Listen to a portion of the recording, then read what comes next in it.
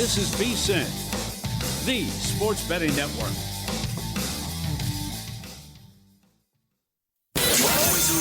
Follow the money. That's what I always say. You always follow the money. Yeah. This is Follow the Money with Mitch Moss and Paulie Howard on VSiN.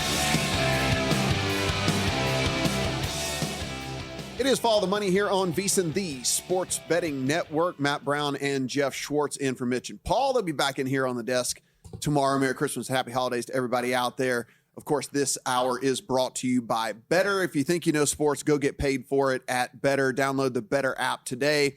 Get a free $10 just for signing up. No deposit required. Be sure and use that promo code VSiN, V-S-I-N.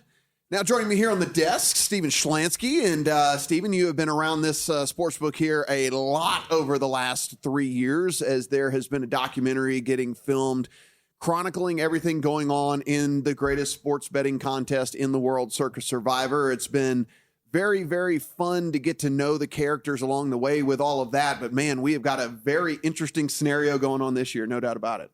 Yeah, absolutely. I kind of like how this season played out when you think about it, because record-setting number of entrants to begin with, over 18,000. And unlike last year, a vast majority of people really went pretty far. Mm-hmm. So it wasn't really until week 12. I mean, up until week 12, we had 900 people left, which is still a considerable amount. So it was great. People stayed involved. People stayed active. We got to know a lot of people. We got to follow them through the first 12 weeks. And then Thanksgiving hit. And then we were down to, from that 1-2 day span, we went from 900 to 49, which was, so really cleared the field out. Mm-hmm. And then we quickly went to 10. So now we've been down to 10 for a couple of weeks now. And we'll see what happens today. Certainly one has lost. But the way it played out, we got to know people. People stayed in longer. But now we're still down to the same, we'll be in single digits like we have in the past, 3 years. Right. Kind of always seems to get to that point. It goes there in different methods, but we've always seemed to get to the point where last 2-3 weeks of the season, you're down to single digits. What is the attitude like and sort of the feeling of the people still left? Are they anxious? Are they worried? Are they glued to screens? I'm just so curious about the mindset of someone left in a contest right now. Yeah, that's a great question. And that's what we love to try and get out of all the contestants. This is kind of why we do the documentary, to follow them through it, see how they, navigate the pathway. And then when it gets to this, the final 10, when each entry is worth $1.8 million, there's so much riding on it. And, they react differently. Some people, we've heard from people in the past who they just get so anxious, they lose sleep. That's all they can think about. They're obsessed with it. And other people are just like, this is, they're hedging, they're monetizing already. So they're already feeling really great. So it's a much lighter approach. But it's interesting too, because when, we'll start to see more people come into Circa for the next 2 weeks who are still alive, they develop this camaraderie too, because they're all in it together, even though they're actually rooting against each other because, they're at odds when they choose the games, but they form this whole group. This is a camaraderie. We see it every year when they all come back for the check ceremony and they come back with their jackets. It's like this badge of honor that they wear, that they carry through, all through each season. Yeah, it's interesting. We saw some of the guys that got to know each other over the last couple of years actually end up forming a team and entering Grandissimo together, And so, like you said, it's weird how this contest, even though, yeah, I'm against you and I'm against you and I'm against you, you still do, if you make it deep and you still weirdly are kind of in it together, Exactly. Yeah. Because you're going through the same emotions and no one else can really understand what you're going through unless you're actually going through it. And like the intensity of like saying, okay, I'm watching this game. I've got potentially $2 million riding on this game. And you can, all you can do is sit and watch and hope for the best. Are people willing to share with you their game theory and how they go about doing this? Or they try to keep that to themselves because that, obviously you're airing this after it's over, right, but just so maybe people in the future don't get an idea of how they're thinking. No, people are pretty willing to share, and which is really interesting because you do get a lot of different strategies. You do see some players coming back who make deep runs year after year. And there's a multitude of factors involved, but they seem to have, there's some individuals who really have some really good strategies who are able to at least get to the point where they're monetizing every year, even if they're not winning every year. But yeah, people they're pretty open about sharing. Yeah, no, it's very interesting and by the way, guys, the previous seasons of the documentary, you can go and even if you know how it all played out, you get to know these people. You can still go back and rewatch this thing and still kind of see the emotion and everything that gets involved with all of this and how these people, the ups and downs. And, again, when I say downs, we were here, Stephen, in week 18 last year.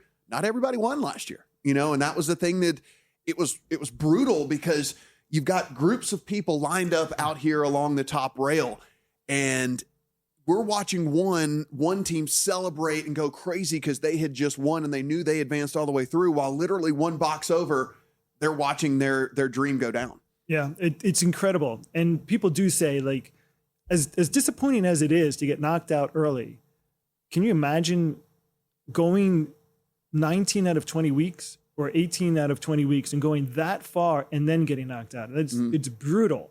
So hopefully at that point, people are monetized, and so they at least feel good about, coming away with something. Yeah. But it's brutal. And exactly, last year, you have everybody together in all these different factions, and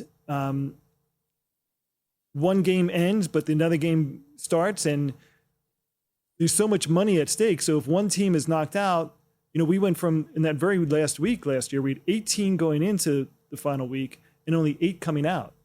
So more people lost out than came through. What's something you learned about the process along the way that you did not expect to learn following all these Survivor contest entries? Just the unpredictability. I mean, you obviously think that it on a rational level, but when you get in there, you never know what week is going to be the week of death, where you go from, where percentage-wise, you have 80% of the contestants knocked out in any single week. And it may not be something you see on the horizon, but then when you're in there, it's a strange effect. And we saw this on Thanksgiving. It's like once one underdog wins, and then the second one wins, and then the third one wins, you really feel like there's something going on that kind of catapults these underdogs to, like, more upsets happening than the favorites happening. So it's this undescribable thing, but you see that in certain weeks, you get multitude of upsets, and then you knock out, you can have quiet weeks, 3 quiet weeks in a row, then all of a sudden, 1 week, bam, 80% of the pool is gone in that single week.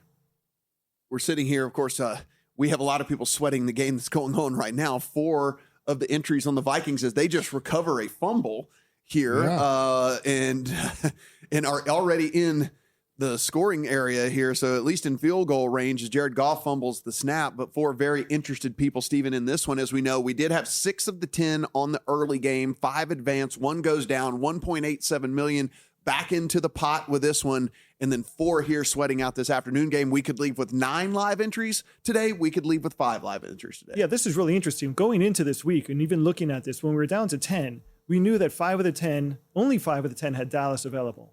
And then we assumed the other 5 were going to be on Washington. No one was really looking at the Vikings at that point. So we assumed it's going to cut the pool in half no matter what happens. But that may not be the case, because 4 of the 5 who didn't have Dallas are on Vikings. If the Vikings win, then we get 9 out of the 10 go through. We didn't predict that, but that would be pretty remarkable. How much does the book benefit from running this contest? And obviously, there's a pool of people making money, but just the publicity, the excitement, the enjoyment that we have watching this contest, how important is it for Circa to run this every year? I mean, it's been this great contest that Circa puts on. Jeff Benson this morning was saying that it really, it puts Circa Sports on the map in a lot of ways. And the Circa Sports is now very well known for these contests. They have taken them to a level that nobody ever anticipated. So it's really put Circa Sports on the map in a lot of ways, and it's great for the hotel casino because you get people coming in, you get a lot more interest. It's turned, what typically is a very sleepy month of August into a very popular month because everybody comes here to sign up in person. So I think it's been a huge success. If you were to ask the Circa team, it's been an enormous success, even though there's no rake. It's all the money goes back to the players, to the contestants. Talking to Stephan Shelanski, of course, he's executive producer of the Circa Survivor, the Quest 4. We can insert the money amount every single year, and that's kind of where I leave with this last question here, Stephen. We get up to $18.7 million this year. Obviously, when that gets out, we release the doc, and people watch that, and they go, wait, I can turn $1,000 into X million, stuff like that. Where do you think we end up when it is all said and done here? I mean, I think that we're looking at... could we get to 20 million? Could there be a $20 million prize pool? I'd be surprised if we don't. I mean, don't you think? I mean, look at the last 2 years. 2 years ago it was at 9.2. Last year it was at 14.2. This year it's at 18.7. So it's more than doubled in 2 years. Now, I don't know if it's going to more than double again because, it's going to slow down. But yeah, 20 is definitely within sight. 20 is very attainable, in my opinion. And we kind of look at this, and again, this is with people still having to show up in person in Nevada. And so who knows where gaming laws are in 5 years, 10 years or something like that, and where this thing could really, really blast off to for sure. But again, previous seasons are available out there. Go in, take a look, see what it's all about. Some of the characters that you get to know are pretty interesting, pretty interesting dudes. I've actually kept in touch with a few of them, through all of this. It's super, super fun. And again, we have just 10 entries left going for, well, I should say 9 entries left now going for $18.7 million. 5 are through, 4 are pending, and 4 are very, very happy right now as the Vikings get into the end zone first on the Lions in this one. Stephen, appreciate the time, buddy. My pleasure. Guys, when we come back, going to be joined on the desk by Jeff Benson. We'll see what's going on behind the book this week at Circa.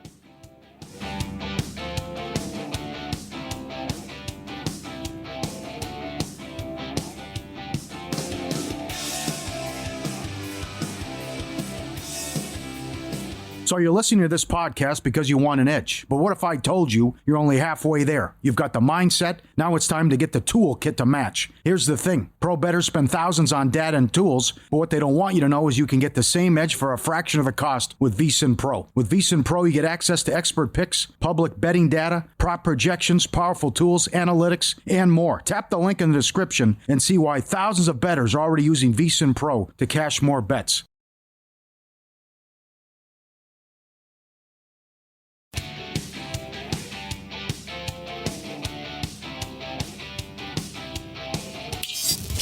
This is Follow the Money on VSiN.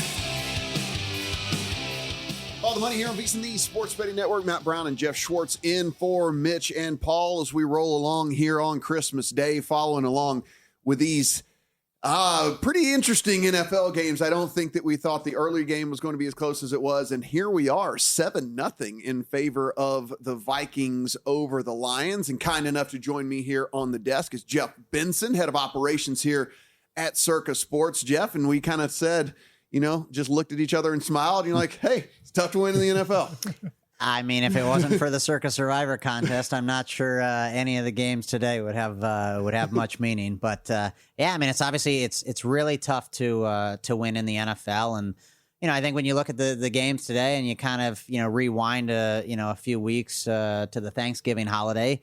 When you throw in the holiday weeks and you got to make 20 picks in Circa Survivor, it certainly makes things pretty tough. And then when you add in the fact that teams are going to have to use underdogs, and you got not even backup quarterbacks, right.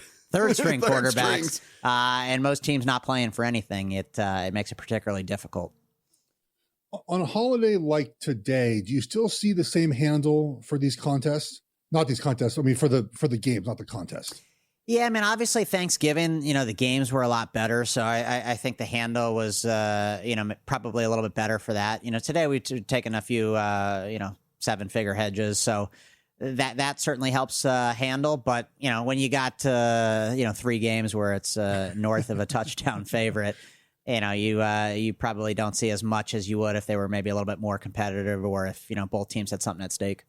So coming in, did you expect more people to be heads up with the Cowboys than just the one entry, or did you expect there to be more people going with the Vikings? I guess I thought there was always going to be at least a couple that took the Vikings. I thought maybe there'd be a couple who just from a game theory standpoint say, hey, if the Cowboys lose, it's going to be 5 down, and I'm on the other side of that one. Were you surprised it was only one, or was that about what you were thinking?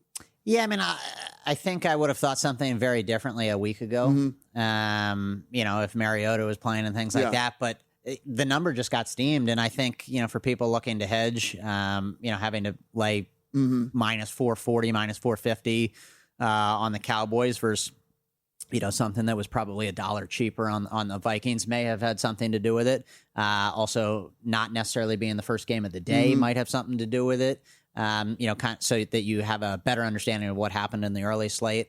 And then, obviously, like I said, just the difference in the money line, I think, pushed, quite a few people over. Obviously, if you're taking the Commanders, that you are eliminating 5 entries on the other side. So there's a lot that goes into that. I think when you look at, where everything kind of, landed, to island yourself on the Commanders, from a EV perspective, I think certainly worked out well. Obviously, they didn't get the job done, but if they were a little bit more efficient in the red zone, maybe that game is a bit closer than what it ultimately ended. So it'll be interesting to see what happens here with Detroit and Minnesota. But yeah, I think obviously there were a lot of people that pivoted from Commanders over to the Vikings. Once that line got bet out to 9.5, touched 10 in some places. Versus the 7.5 that you saw in the other game. I asked Stephen this question. I'd like to get your answer on this as well. Like, how important is this contest to your sportsbook's growth, to the identity of what you guys do? Yeah, I mean, I think it, at least early on, really helped put us on the map. When we opened in 2019, Derek came to Matt Metcalf and Chris Bennett, myself, and the rest of our guys, and said, create, a couple of football contests that can really help put Circa Sports on the map. And I think, with where we've gone and the growth of this contest and VSiN and, the docuseries and things like that, contest has really taken on a life of its own. So I think you can make a lot of parallels to the growth in the World Series of Poker, the moneymaker effect, things like that. But yeah, I mean, it's really been helpful for us. It's legitimized us. It's helped, give us a lot of credit, and it really gets people through the doors. And then, when you get to the, last few weeks of the season, having people come in, open 7-figure credit lines, and, us ultimately taking hedge bets that we want and things like that is, there's a lot of good benefits, a lot of free marketing. That's not to say that there's not, a pretty big cost in terms of labor and all that kind of stuff in terms of running the contest. But the benefits have, far outweighed that stuff. Talking to Jeff Benson, head of operations here at Circa Sports. Jeff, we got one more game today. Has anybody been willing to back the Chiefs in this thing? Just seems like dead team walking out there. Been a one-way train. I think Sunday night opened up maybe 12 and a half. Obviously it's at one point we got up to, 14 and a half, 14 reduced before we took a Chiefs bet there. But yeah, I mean, obviously, when you think about McDuffie, Jalen Watson, no Tyquan Thornton, no Rashee Rice, I mean, it's just a litany of injuries. I mean, they're effectively fielding, a preseason team. Anybody that was hurt or had an ailment, they're not playing. So Broncos obviously have a lot at stake. It's a divisional matchup, so things could happen, but no Circa Survivor interest here. But in terms of the betting, like I said, the next bet we take on the Broncos will be the first, is kind of how I would coin that. The Chiefs couldn't score with Patrick Mahomes. Now they have a quarterback that we had to look up where he played college, and they signed Shane Butchell as well. I mean, I don't know if they score much tonight at all. So I would imagine that everyone, like myself, I'm on the Broncos too. I got it 12 as well. I just think that just the Chiefs are dead. I'm a Chiefs fan, so maybe I know too much about the team. Yeah, I laid some 12.5 or minus 05 early on Sunday night, but yeah, I mean, it's. I will say it seems like the Chiefs get bet hard at post every single week. Obviously, that was with Mahomes under center. We'll see if that happens with Chris Olekin this evening. So funny. I see my screen lighting up here, so I look over and see Lamar Jackson listed as doubtful. So you guys have now moved to 4.5 there on that one. So somebody was waiting for that information to come through to fire on that thing.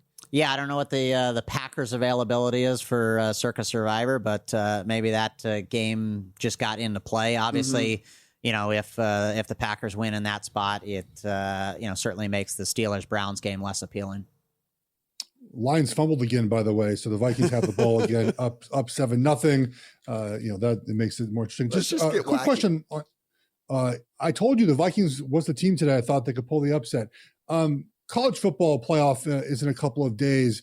Where are you seeing some of the early money on some of the 4 games? Yeah, I haven't focused a ton on college football, but off the top of my head, Ohio State has certainly been bet. I think that's in terms of where we opened, maybe 8.5, 9. I think that was the biggest game that we saw bets on early in terms of the favorite. These games, obviously are coming up in 4 or 5 days, so we won't see the majority of the money until day of or shortly beforehand. And with the Christmas holiday, we haven't seen a ton up to this point. But yeah, I think it'll be interesting. I think you got 4 good games. It's nice when you get past the first round, where you have 20 and 17 point spreads, and the competitiveness of the games can certainly be questioned. Geoff, you guys being one of the kind of sharper books out there and taking bigger bets and things like that, have you seen, now that you guys are in multiple jurisdictions, have you seen any more local bias at all, or do you still think it's mostly people just who know what they're doing placing these bets? No, I mean, our limits are so high that we don't really have the ability to shade a point here or there based on regional bias. It just doesn't make sense for us. And when the numbers are so tight and efficient, half a point here, half a point there, certainly matters, particularly when you're taking, 5, sometimes 6 figures on these games. So for us, we don't really shade, not necessarily like the neighborhood bookie in New York or Philadelphia or something like that. Is there a result for the NFL this weekend you guys are rooting for? Today, we had some hedging on the Lions, so I would say the Vikings outright wouldn't necessarily be a bad thing. And then obviously when you think about the night game tonight, if the Chiefs were somehow to win, that'd probably bust a lot of parlays, money line parlays and teasers. I mean, I think obviously we will see the bulk of the Saturday and Sunday money day of. But yeah, I mean, I think for anything, most sports books rooting dog and under, and we're never not in that spot as well. Well, it's sitting 7-0 right now in favor of the Vikings. They have the ball. So again, if this does play out, that would mean 9 would move on here. 2 more weeks to make picks. Do all 9 make it through? How do you feel about this? Are we getting optimistic that we're not going to be just 5 after this week? I still think Detroit gets it done in this spot, and then you have 5 going into week 17B, and then obviously have week 18. So, if Detroit gets through, the number Derek and I were just talking about is 2.5. All right, so here we go, guys. It is again 4 entries here on the Vikings. We'll see how many make it through. Jeff Benson, he is head of operations here at Circa Sports, the greatest place in the world to watch sports, out here behind me. And of course, you can. He's always willing to interact with you on the Twitter machine. So go ahead, give him a follow, and any little snarky comment, I'm sure he'll just let it go. Don't worry at all. Jeff, appreciate the time, buddy. Merry Christmas, guys.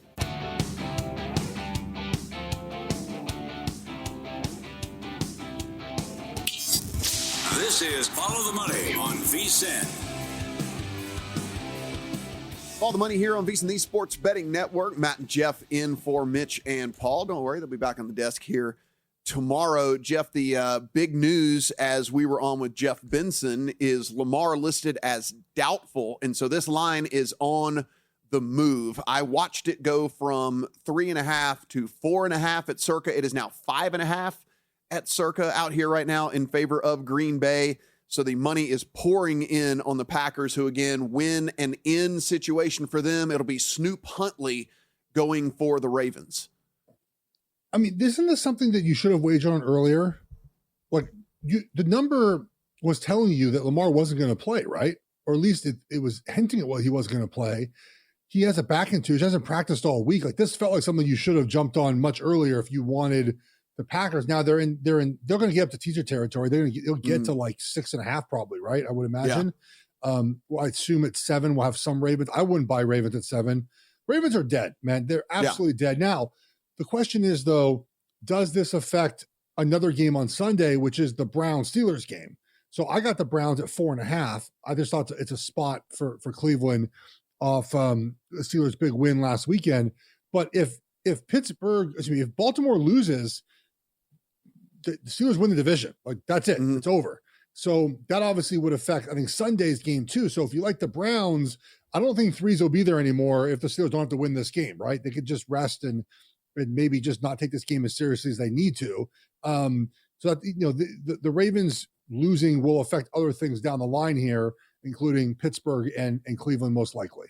Yeah, it's one of those, very, very, very correlated situations here with this one. And like you said, I think that the writing was on the wall in this. And earlier in the week, you could have gotten a 2.5 on this thing for a brief minute, because it was, Jordan Love's in the protocol, and then you had the shoulder injury with Malik Wilson. By the way, they're both listed as questionable. So, I mean, it is not for sure that either one of them are going to practice, but they both practice. Yes. So, I mean, it is, they are both listed as questionable here in this one. And I mean, it seemed like the writing was on the wall to me that Lamar, who was not able to come back into the game this past week, wasn't practicing, and a shorter week. I mean, not short week, but shorter week, considering it was a Saturday game, that he was not going to be able to go here in this one. And like we said, this has now moved 2 full points just in the last 10 minutes, out to 5.5 at the book out here behind me. And again, they take the biggest bets around. So there's some serious money getting laid here on Green Bay, who, as we've talked about multiple times, if they win, they are in, they will get into the playoffs. And so this is, I understand the move. I understand everyone betting it. I understand what's going on here. But yeah, it seems like, Jeff, this is probably going to be one way all the way to 6.5 before anybody even tries to sniff Baltimore again. Yeah. The Ravens, the interesting thing about the Ravens right now, obviously, is the Lamar Jackson, and surrounding topics, right? Because, obviously the Ravens wanted that information to get out, that got out yesterday about his study habits, his sleep habits, his video game habits. I mean, they wanted to make this ugly, right? They didn't have to, but they wanted to get this out there to either to give Lamar a wake-up call, to let people know it's not their fault. I mean, there's many reasons why they would get this out there. But the fact is, it feels like it's getting pretty ugly right now between the Ravens and Lamar Jackson. I think a change will be made either quarterback or it most likely will be a head coach, I think. Yeah, it is.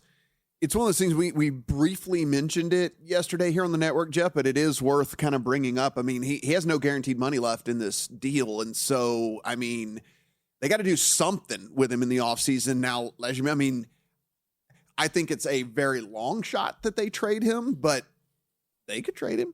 I mean, it's not like the craziest thing. Yeah. I mean, it's not. I think it's easier to get rid of the coach than the quarterback, right? Mm-hmm. Just from a practical perspective, right? Like, so if you trade Lamar, you're trading a 2-time MVP, right? In a year that's not a great quarterback year in the draft. There's never free agent quarterbacks. Are you trading for Tua? Like, that's what we're doing. We're trading for Tua. Like, that's our or Kyler Murray. No, why would you get rid of Lamar for those guys? You absolutely not, right? So what you do is you get rid of John Harbaugh. Things they eventually fizzle out, which happens all the time. And you bring in young offensive coach, maybe relates better to Lamar Jackson. Mm-hmm. You run the Shanahan-McVay offense, which everyone else does, that has easy yards, easy answers, and you just transition to a different type of offense in Baltimore, with the offensive line not being as good anymore, or the defense probably not being as good as they used to be. That's the easy fix, right? The tough fix is trading Lamar away, keeping Harbaugh, and then also Harbaugh has to agree to want to rebuild, right? I mean, you can't just say you want to. He's got to agree to want to do it. So we'll see. Obviously, Jared Goff's turning into Patrick Mahomes on this drive. Jeez, look at this guy. He's scrambling around, throwing the ball 25 yards downfield. It's so funny because Jared Goff is faster than any of us, but he's like just in a football field. He looks slow as can be. So to me, the divorce is much easier from the coaching perspective than it is the player.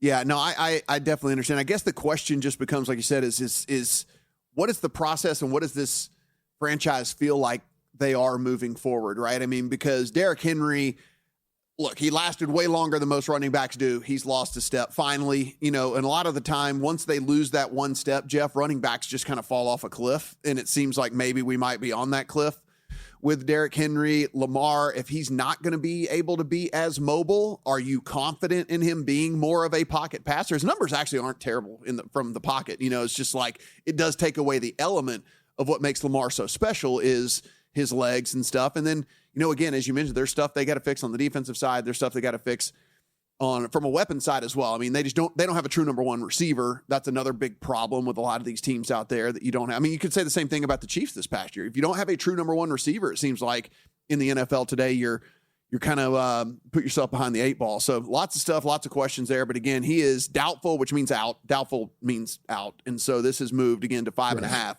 in favor of Green Bay. Real quick on the NBA side of things, Spurs did close it out there, Geoff. 117-102, 15-point win for the Spurs on the road on Christmas Day in an island game. Wemby goes 19-11, again, still on that minutes restriction. Yeah, dude, he's incredible. He is an incredible player, and obviously, you know, he can be the catalyst to getting the Spurs back to where they were under Duncan, Robinson, all those guys, right? And now they've beaten OKC 3 times in the last 2 weeks. One of those was a cup game, sure, but they've had their number. The last 2 have not been close. The first one was a 2-point win, but they haven't been close. And so, the numbers are going to move crazy, right, in the Spurs way. I mean, I think the Spurs, the start of the year were 45-1 to win the championship, maybe 40-1. So I can't imagine it's anywhere close to that now. So, not the time to jump on them unless you think that they're going to do it, which again, I think you missed your window to get the best number. Guys, if you think you know sports, time to get paid for it. Better Picks is the daily fantasy sports app where you can turn your sports knowledge into real cash. Download the Better app. That is BETR. More or less on your favorite player's stats. And if your picks hit, you win. $10 free right now just for signing up. No deposit required. And when you do sign up, 50% deposit match up to $200. Got every single sport, NBA, WNBA, Major League Baseball, soccer, UFC, golf, and more. Go in. Head to better.app. That is BETR.app, or download the Better app from the App Store or the Google Play Store. Use that promo code VSIN, VSIN, to claim your $10 and your deposit bonus. Better Picks. If you know sports, it's time to prove it. It is 7-0 in favor of Minnesota. That said, the Lions have gotten down into the red zone here in this one. So trailing by 7, went off as 7.5-point favorites here. Brosmer, I should say, 4 of 6 for just 13 yards so far. But Aaron Jones, you said you liked Aaron Jones today. He's already got 37 yards on the ground. Yeah, look, their offense has been meh, but they've gotten the opportunity to have 2 possessions off fumble. I mean, look, Detroit's still minus 238 in the money line live, and they haven't scored a point yet, and it's almost a 2-minute warning. Like, that's how much better the Lions probably are in this game. But Jared Goff's running for his life, though. A couple of these sacks, and you get him down the ground, the game changes. I mean, he's made some incredible throws on third down on this drive. If you get to him in the second half, again, Minnesota, I think, will keep this close the entire game. We do have Penei Sewell down on the field currently. Not good. Teams are on a knee, so that's... let's see here. They're showing the replay. Oh, yeah, he broke his ankle. Oh, really? That. Oh, no.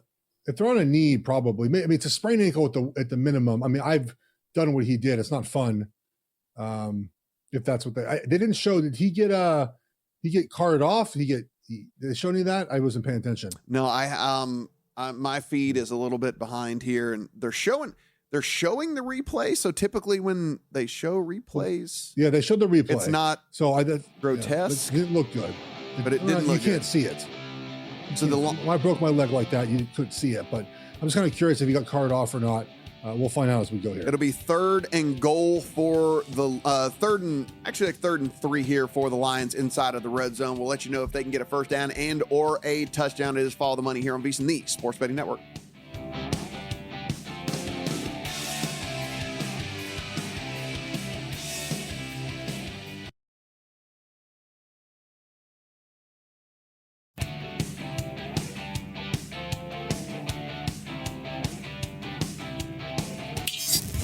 This is Follow the Money on VSiN.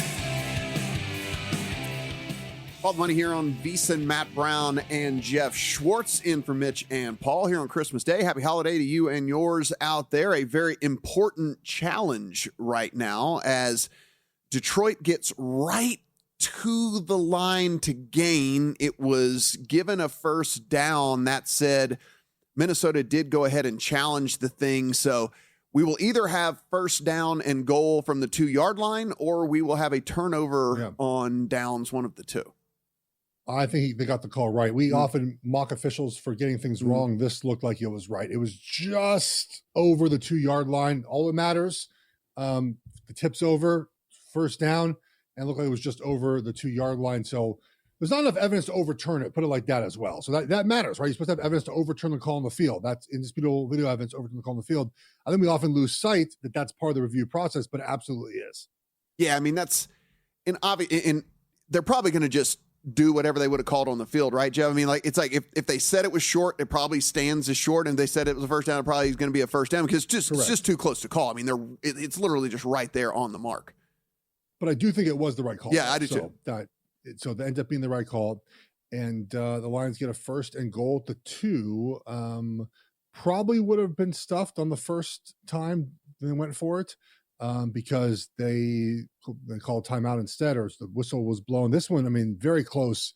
You can see right here, the ball is just right there over the 2-yard line. So right there, I think it's a good call on the field, and the Lions have the ball now first and goal to 2, and the first handoff, and they get stuffed on the first play of the goal line series. Jared Goff is 8 of 11 for 99 yards, no touchdowns, no picks. He's been sacked twice. Max Brosmer is 4 of 6 for 13 yards. He has thrown for 13 more yards than you and I today, Jeff.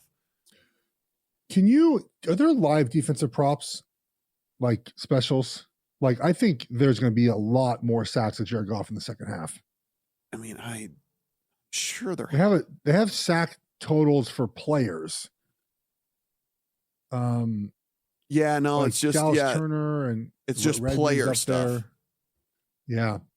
I mean, they've been close, man. They've been even closer than that. Like, they are very close to getting home, and getting him on the ground a lot more than the numbers show right now.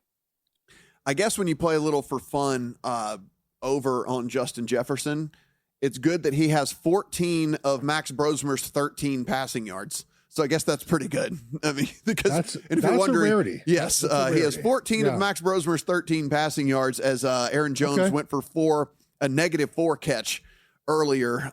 So you do have a guy that has more receiving yards than Brosmer actually has passing yards in this game. Aaron Jones 10 for 37 and a touchdown. Jahmyr Gibbs 9 for 28. David Montgomery 4 for 7, a whopping 1.8 per carry there for him. Amon-Ra continuing doing Amon-Ra things, 5 for 46 for him. Tesla has 128-yard catch. James Williams has a 15-yard catch, and Jahmyr Gibbs has a 10-yard catch in this one. But again, 2 turnovers, has this thing 7-0 in favor of the Vikings. And as we head over to DraftKings and take a look, just give you one example of a live line, 3.5 in favor of the Lions, 36.5 the total. So this thing is 10 points down from where we kicked off at. And if you think the Vikings actually hold on to win this thing, plus 190 on the money line. Yeah, probably. So the Peninsula injury is not good. Looks like a minimum of sprained ankle, and they already have Taylor Decker out, right? So now you're down both your tackles. You got a pretty rough first half. The thing that if you want to back the Lions, obviously, like, the Vikings offense done nothing all game, right? Now, they're going to get an opportunity here in the 2-minute drill, presumably to get something going, and maybe that jump starts them in the second half. Lions do get the ball out of the half as well. Something to note here, that middle 8 is so important to winning and losing. Score a touchdown here, hold them, come back, score a touchdown, and you get 14-point swing very quickly. So something to note there if you want to look at the money line here. Yeah, it is. I'll put it this way, guys. The offense can't be any worse for the Vikings. I mean, we've got 13 yards passing and like 40 yards rushing. So we've got like 50 some odd yards of offense so far for this team. So we would like to believe that it can only get better in the second half. It can't get worse, right? It almost can't get worse. They could have 0 yards, negative yards. I mean, this is a game the Jets had like 3 yards passing through 3 quarters this year. They would have actually won that game. There was that. Yeah, that one was absolutely unbelievable.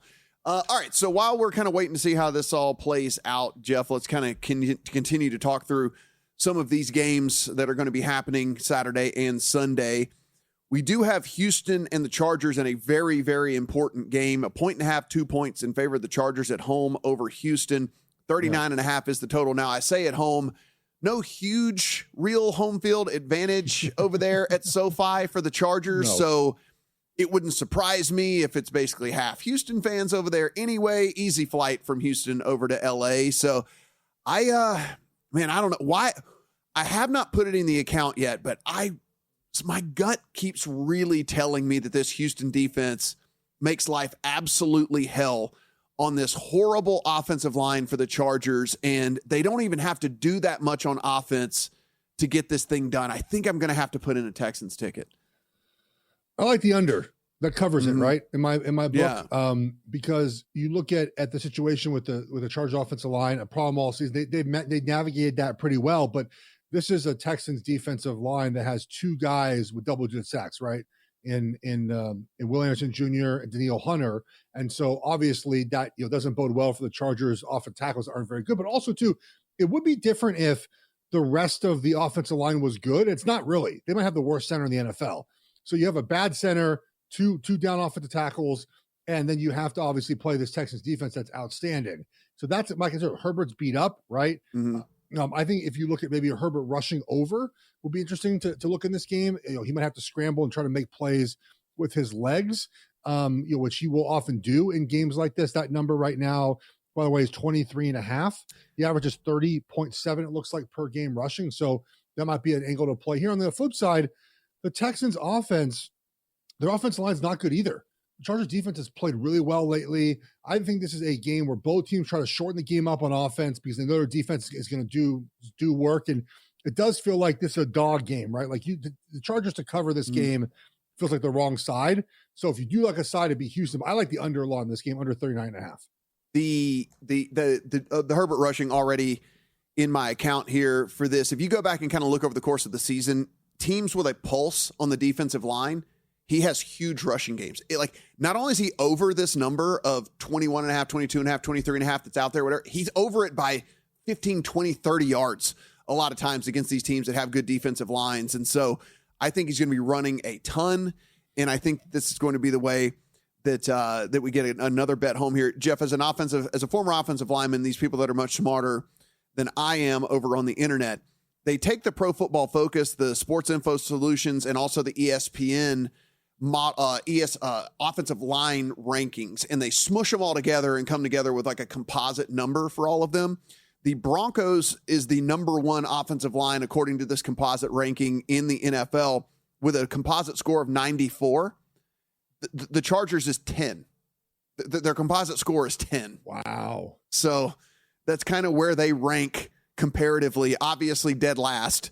And think of another offensive line that you think is terrible. I don't know, Cincinnati's, they're 26. The Raiders, they're 24. That lets you know how bad this Chargers offensive line is. The Lions go for it and do not get it. No, they got it. They did? Oh, yeah, I didn't see the ball. I didn't see the ball in his hands. I guess it maybe it fell out after he got his bell rung a little bit. Yeah, I think he got concussed, but he caught the ball. So Isaac Tesla, who has become a little red zone weapon for them here, gets up, makes the catch. Oh yeah, he's concussed. I would have pressured Goff. Penei Sewell, by the way, back in the game, so that's good news for the Lions. I would have pressured Goff. They've been doing it all game, and they just decided there to only rush 4, and the Lions offensive line was able to hold up, and Tesla made the play there. So 7-7 now, and we'll get Vikings only have one timeout. I don't know how hard they're going to push Rosemary here to start this 2-minute drill. He looked like he got knocked out, but he's not with the doctor, so maybe he's fine. Maybe the wind got knocked out of him when he fell down. Yeah, he went up, made the catch, came down. It looked like the first thing he hit was his head, but maybe not. And extra point pending here, 7-6. Guys, if you think you know sports, get paid for it with Better Picks. It's the daily fantasy sports app where you can turn your sports knowledge into real cash. So go in, download Better, BETR. Pick more or less of your favorite player stats, and if your picks hit, you win.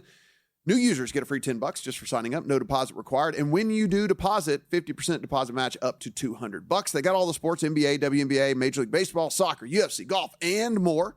Go to better.app, BETR.app, or download the Better app today.